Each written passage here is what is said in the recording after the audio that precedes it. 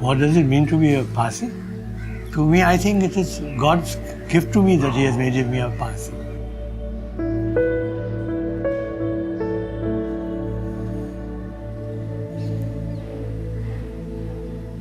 This community in India still stands for qualities that are good, that are honorable, that are decent, and I'm proud to be one of those.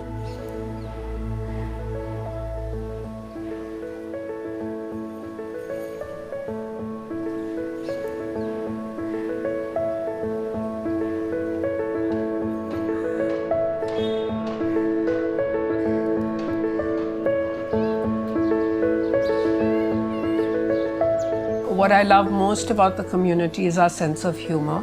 And I feel if we lose that, then we lose everything.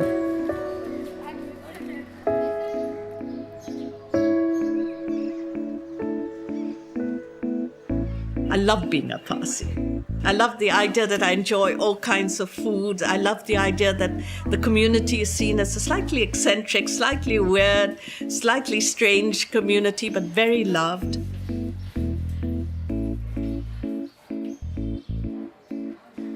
For me, being a Parsi is really about a certain morality, about growing up with good words, good thoughts, good deeds, motto. I think somewhere it seeps down in you.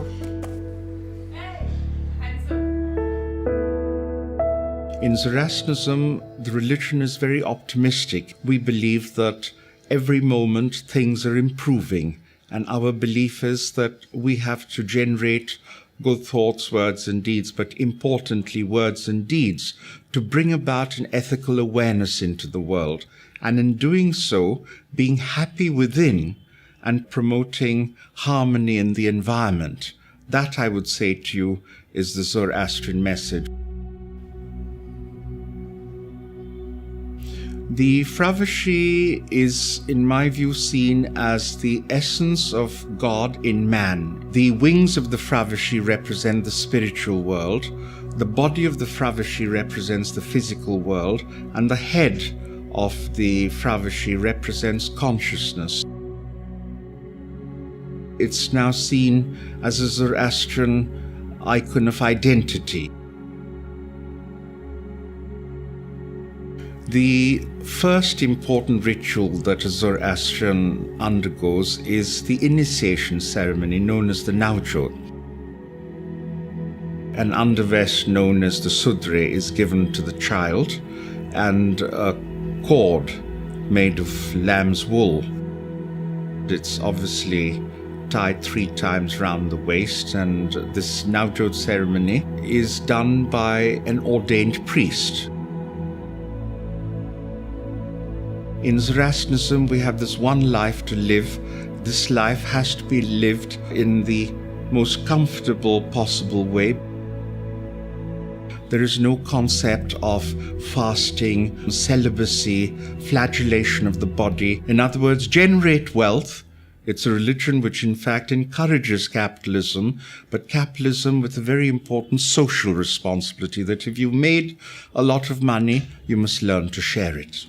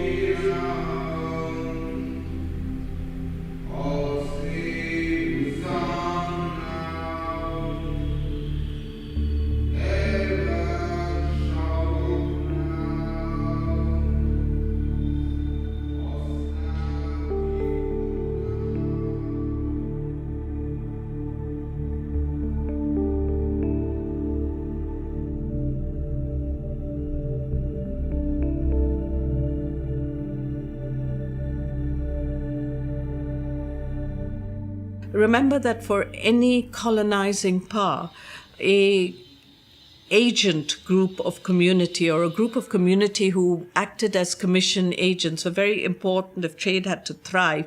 The Parsis knew how to source or where to source goods, and they were able to deliver to the British what they wanted.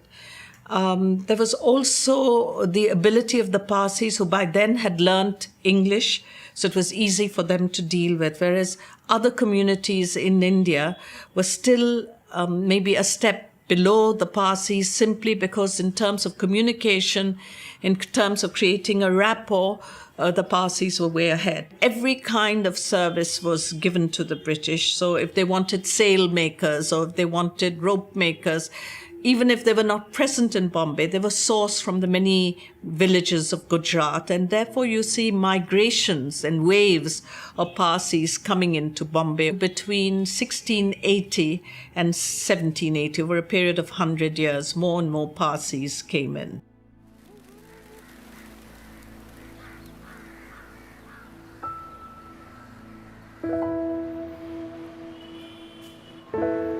For most Parsis, Bombay is the only home we have. A lot of us don't have an ancestral village to go back to, so Bombay is all we know.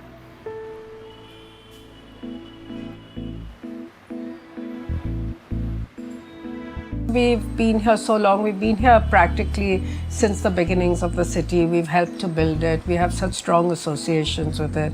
We have such strong nostalgia about it.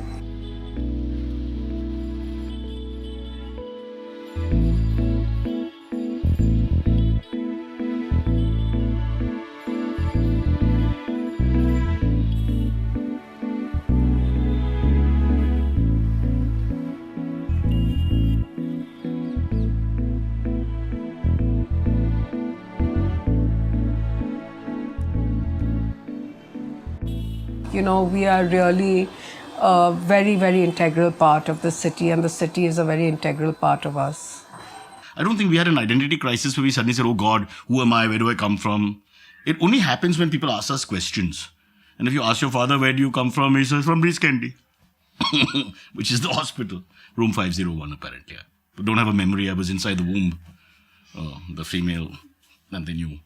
But that's for all, not just Parsis. You come out from the same place. The Parsis were certainly very closely aligned with the British, almost twins in partnership. And when independence happened, the Parsis, at least the top Parsi industrialists, had to make a huge leap. Perhaps the Parsis did it most successfully were those like the Tatars, who moved into industrialization of India. So if you are participating in the development and industrialization of a new country, you become part of that elite group. They must have felt orphaned, in my opinion, with the British moving away. And they had to sort of renegotiate their position in modern India. Now,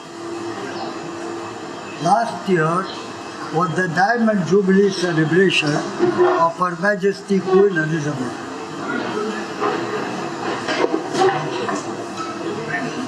They were all celebrated in England, and she was so good and so sweet to remember me.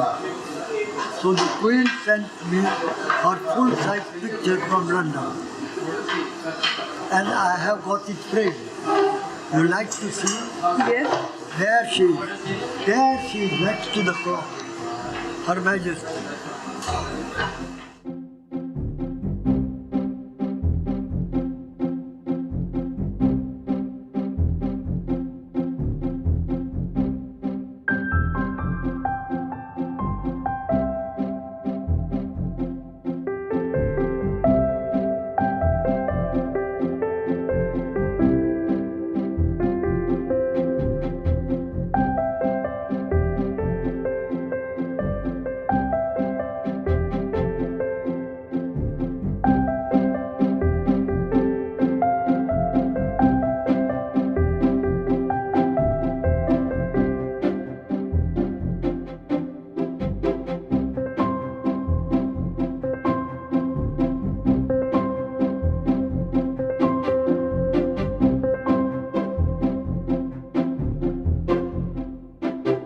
Parsi really enjoys the food at the table, really.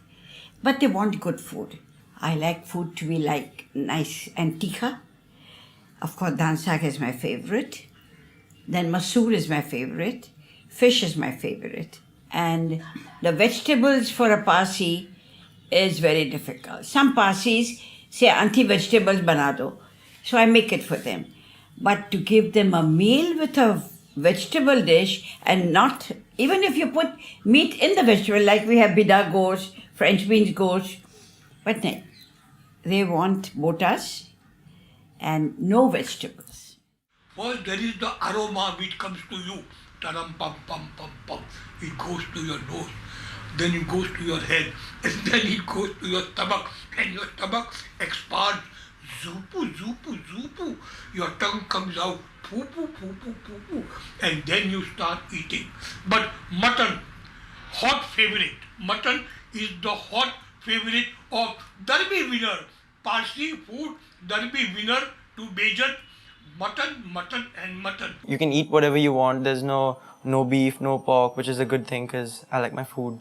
And you know, Parsi food is the best, like according to me. Like dhansak and all, nothing beats that.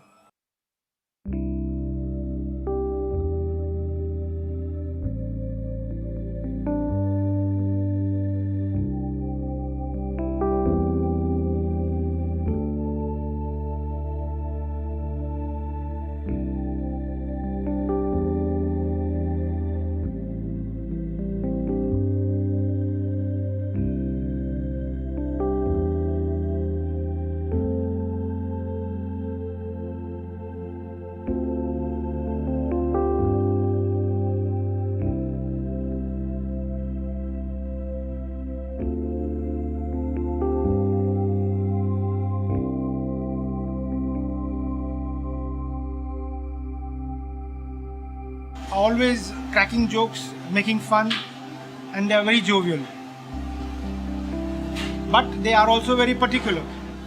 Let me tell you one thing. If a Parsi comes on the cash counter, he wants a fresh note. You can't possibly give him a torn note or a soiled note. Mane kadak noted jo. That is the characteristic of a Parsi. The Parsi is very honest. They are very loyal.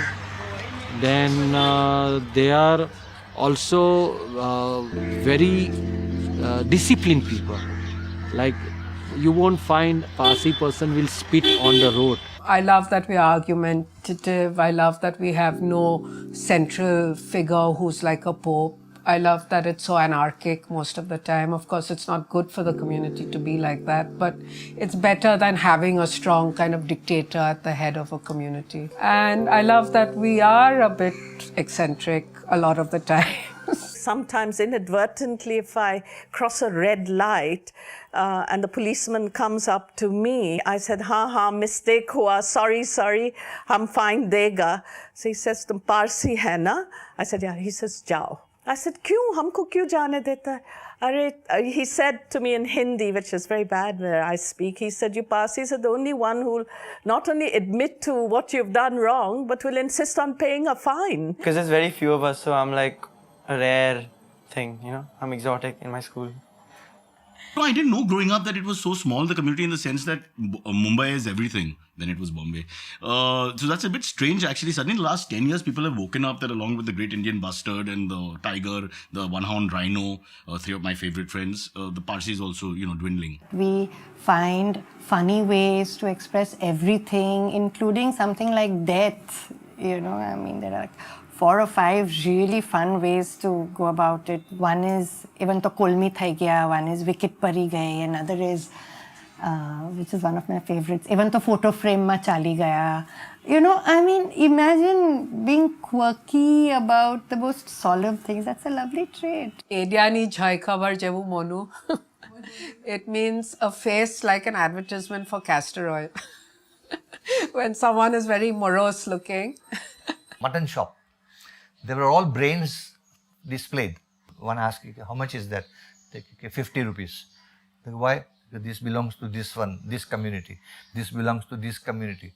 And in the end, when it goes to the 5,000 rupees, why so much? This belongs to a Parsi. They go, why so expensive? They go, if you break 500 skulls, you will get one brain. So that is how we take care. That is ridiculing, but still people enjoy it. So we say no it. brains. What happens to a Parsi man with a hard-on when he walks into a wall? He breaks his nose.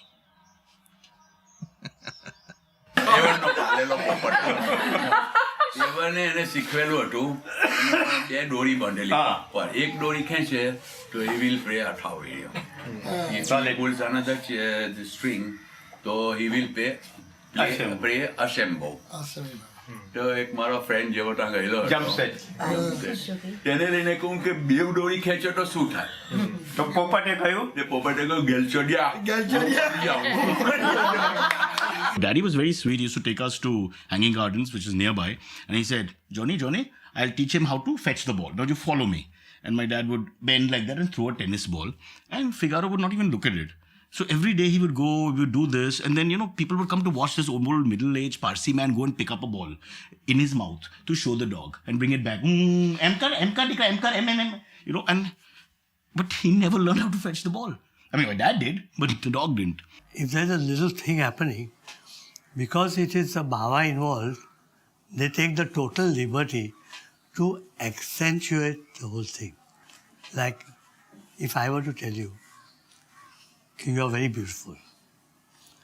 So, and somebody heard this, do you know what Sam told that girl? Can you imagine? Any umar hai, when he is supposed to go up God knows where, he is telling this girl, કે તું ઘણી beautiful છે તે બી એટલું જ નહીં કે તારા ગાલ ઘણા લાલ લાલ છે તારા દાંત કેટલા મજાના છે and you are so tall and you are so gracious. So that fellow goes and tells another man કે પેલો જે ઇડિયટ છે ને ક્રેક પારસી તે એના 6 બટન ખુલ્લા ઉઠા ને એ સેક્સીલી કહે કે પેલી એક છોકરીને કહે કે ડાર્લિંગ તું કેટલી બ્યુટીફુલ છે અને પછી ઉપરથી પછી કહે કે તું મારી સાથે વાઇન પીવા આવશે કે અને મારી સાથે ડાન્સ કરવા આવશે અરે એ તો લાકડી લઈને ચાલે છે કેમ ડાન્સ કરવાનો છે so everyone goes on adding and adding and adding and adding and that is how something grows.